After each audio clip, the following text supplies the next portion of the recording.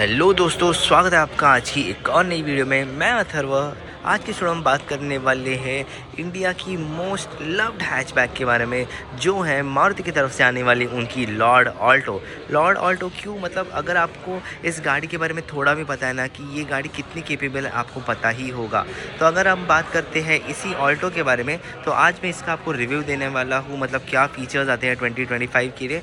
तो आज हम देखने वाले हैं इसी ऑल्टो के फ़ीचर्स। तो अगर हम बात करते हैं मॉडल की, तो ये है इसका सबसे टॉप एंड वेरिएंट जो है VXI प्लस। तो ऑल्टो में कैसे वेरिएंट्स आते हैं, पहले आता है LXI, फिर आता है VXI, फिर आता है VXI प्लस। तो ऐसे आपको इसमें वेरिएंट्स आते हैं। तो ये है इसका सबसे टॉप एंड VXI प्लस। तो इसमें ऐसे ZXI प्लस नहीं होते। तो आज हम देखते हैं इसके टॉप एंड वेरिएंट में आपको क्या फ़ीचर्स मिलते हैं। तो स्टार्ट करते हैं इसके रिव्यू के साथ। तो यहाँ पे आपको कुछ ऐसी की मिलती है जहाँ पे आपको ये टिपिकल मारुति की दी गई है, जिसमें लॉक अनलॉक दिया गया है और एक मैनुअल की दी गई है इसके साथ। और एक बात, इसमें थोड़े से एक्सेसरीज़ लगे हैं। जो भी एक्सेसरीज़ लगे हैं मैं बताता जाऊँगा, और उनकी प्राइजेस भी क्या है यहाँ पे आप देख सकते हैं।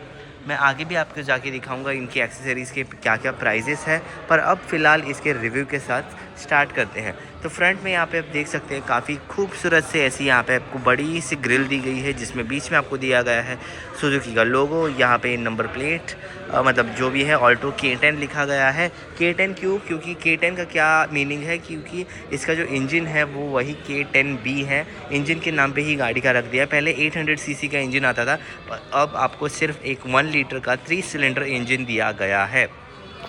इसी अब इंजन के बारे में बोलते हैं, तो ये है इनका 1 लीटर का 3 सिलेंडर K10B मोटर, जो निकालता है 66 PS और करीबन 89 से 90 न्यूटन मीटर स्टॉक। तो यही इंजन आपको इनकी एस्प्रेसो, सिलेरियो, वैगनार उनमें भी दिखेगा। तो इसकी खास बात क्या है कि इसका जो माइलेज क्लेम्ड है वो करीबन 24 किलोमीटर्स पर लीटर का है। और इसके साथ अगर आप CNG चाहते हैं तो CNG के साथ भी ये इंजन कंपैटिबल है। तो अगर हम बात करते हैं रियल लाइफ माइलेज की, तो सिटी में आराम से आप 16 से 17 किलोमीटर पर लीटर निकाल सकते हैं।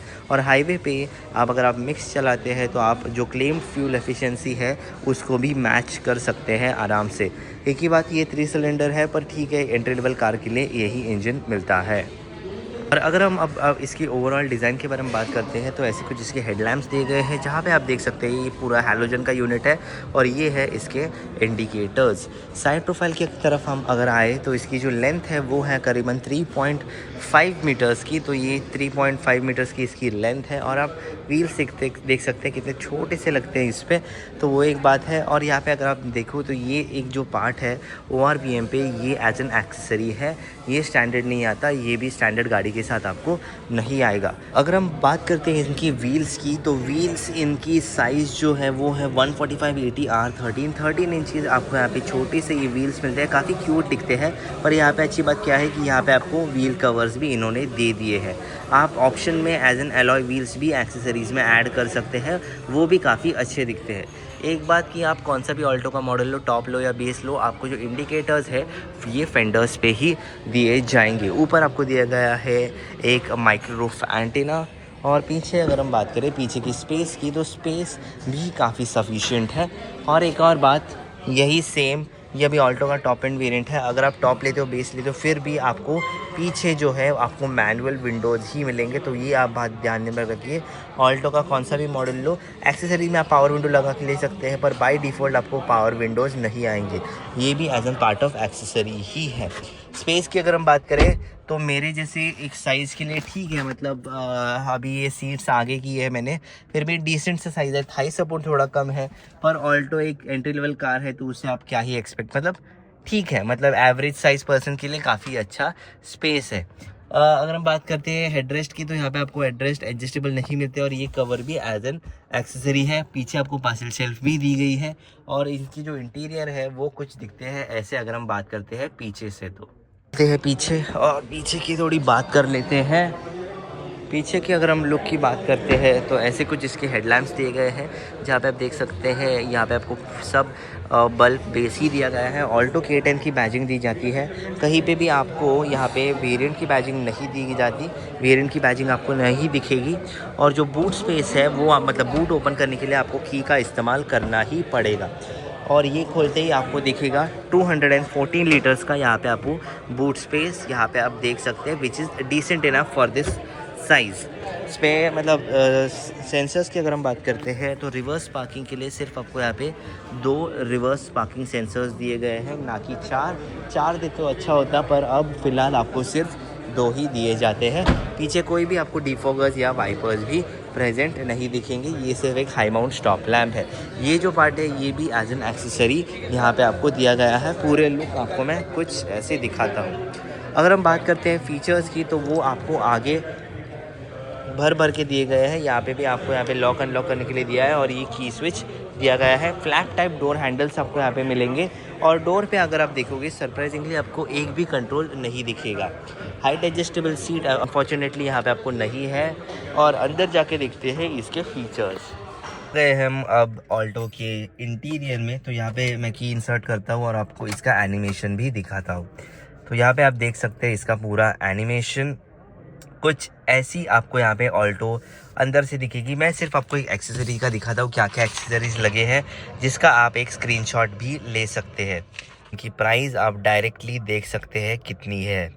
हम स्टार्ट करते हैं क्या क्या आपको फीचर्स दिए गए हैं टॉप एंड वेरिएंट में। तो यहाँ पे आप देख सकते हैं ट्रैक्शन कंट्रोल का एक डेडिकेटेड बटन आपको यहाँ पे दिया जाता है। मैं आपको जूम करके दिखाता हूँ, यहाँ पे देखिए। और अगर हम बात करें स्टीयरिंग व्हील की, तो स्टीयरिंग व्हील पे अच्छी बात क्या है कि इसके जो स्क्रीन है उसको कंट्रोल करने के लिए आपको डेडिकेटेड बटन्स यहाँ पे आपको दिए जाते हैं। कॉल रिसीव या काटने के लिए और वॉइस असिस्टेंट के लिए आपको डेडिकेटेड बटन्स आपको मिलते हैं यहाँ पे। यहाँ ये वाइपर के कंट्रोल्स और यहाँ पे आपको दिखेंगे हेडलैम्प के कंट्रोल्स। ऑफ कोर्स आपको यहाँ पे कोई भी ऑटो का ये नहीं मिलता, ऑटो फंक्शन नहीं दिया गया है। पर अच्छी बात क्या है कि आपको यहाँ पे पीछे अगर आप इंस्ट्रूमेंट क्लस्टर में ध्यान से देखोगे तो यहाँ पे आपको दिखेगा कि सीट बेल्ट रिमाइंडर्स यहाँ पे आपको दिए हैं, तो which is like this is the updated one with all the safety features. यहाँ पे आपको डिजिटल क्लस्टर दिया गया है जैसे सेम आपको एस्प्रेसो में दिखेगा।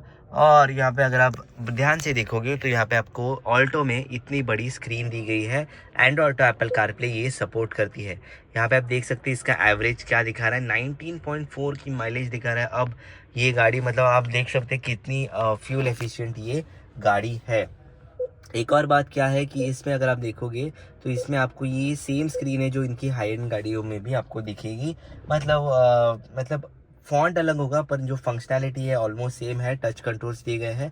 सबसे अच्छी बात यही है कि इसमें एंड्रॉयड ऑटो एप्पल कारप्ले है, विथ वायर है, वायरलेस नहीं है, तो वो एक अच्छा मतलब एक ये डाउन साइड है। पर फिर भी एंड्रॉयड ऑटो एप्पल कारप्ले होना ही इसमें सबसे बड़ी बात है। पावर विंडो आपको यहाँ पे फ्रंट में ही दिए गए हैं पर इसके कंट्रोल्स आपको बीच में दिए गए हैं।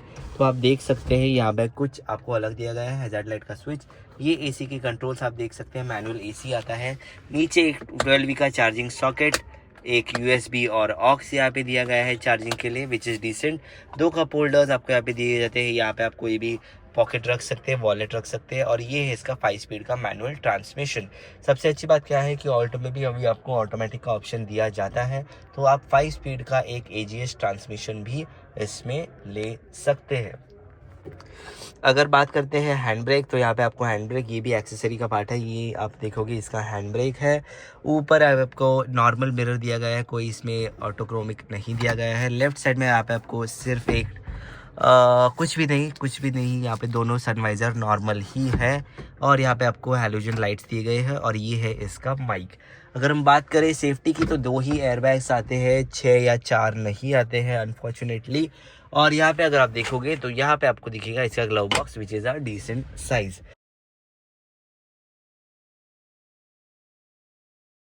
ORVM की भी अगर हम बात करें तो ये भी आपको इलेक्ट्रिकली एडजस्ट नहीं मिलेगा, आपको हाथ से ही फोल्ड करना पड़ेगा और ये डंडी से ही कंट्रोल करना पड़ेगा, मतलब एडजस्ट करना पड़ेगा।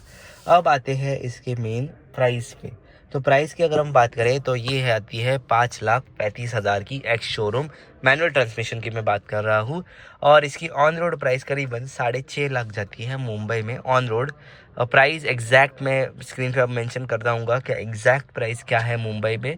तो फॉर 6 पॉइंट मतलब 6.5 लाख के लिए आप अलग अल्टरनेटिव्स देख सकते हैं। फिर भी अगर आपको छोटी गाड़ी चाहिए, एक सेकंड कार चाहिए जो काफ़ी फ्यूल एफिशिएंट हो, सिटी में ज़्यादा आपका चलना है, मार्केट में जाने के लिए, भाजी भीजी थोड़ा लाने के लिए, तो आप ये कार ज़रूर देख सकते हैं। तो अगर आपको वीडियो पसंद आया तो वीडियो को प्लीज़ लाइक कीजिए, शेयर कीजिए, चैनल को ज़रूर सब्सक्राइब कीजिए। And thank you so much for watching. Bye bye bros, मिलते हैं जल्दी।